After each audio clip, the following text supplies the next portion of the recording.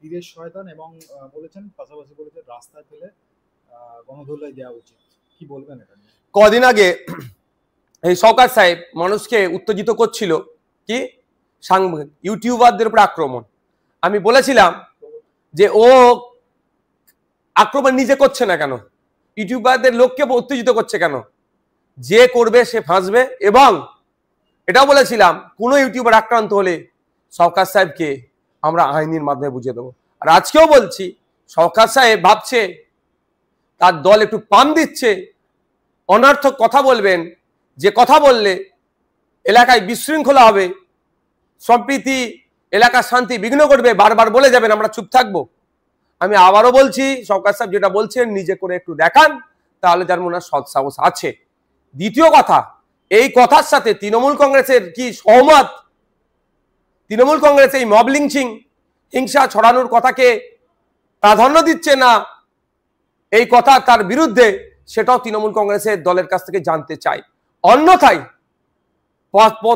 প্রতিবেশী দুটো রাষ্ট্রের কথা একটু স্মরণ করে দিতে চাই। এই ধরনের দমনপীড়ন চলছিল, তার ফলে যুব সমাজ নেবে সেই রাষ্ট্রের বর্তমান যারা দায়িত্বশীল, বিগত দিনে যারা দায়িত্বশীল ছিলেন তখন প্রাক্তন হয়ে গিয়েছে।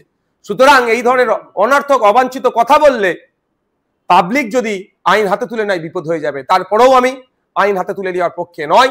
আব্বাস সিদ্দিকী, নওশাদ সিদ্দিকী যদি কোনো অনৈতিক অবৈধ কথাবার্তা বলে থাকে, অসংসদীয় কথাবার্তা বলে থাকে, তার জন্য শওকত সাহেবদের সরকার চলছে, তো আটকাতে পারছে না কেন? আসল শওকত সাহেবকে খেলানো হচ্ছে আমার মনে হয়। কারণ আব্বাস সিদ্দিকী, নওশাদ সিদ্দিকীরা দলিতের কথা বলে, আদিবাসীর কথা বলে, মুসলিমের কথা বলে, পিছড়ে বর্গের মানুষের কথা বলে, শিক্ষা, স্বাস্থ্য, কর্মসংস্থানের কথা বলে, যেটা ব্রাহ্মণ্যবাদী চিন্তা ভাবনা নিয়ে যারা, মনুবাদী চিন্তা ভাবনা নিয়ে যারা চলছে তাদের অসুবিধা হচ্ছে। ফলে ওই সমাজ বিরোধী যাকে ন্যাশনাল হিউম্যান রাইটস কমিশন যাকে নটোরিয়াস ক্রিমিনাল বলেছে তাদেরকে এগিয়ে দিচ্ছে।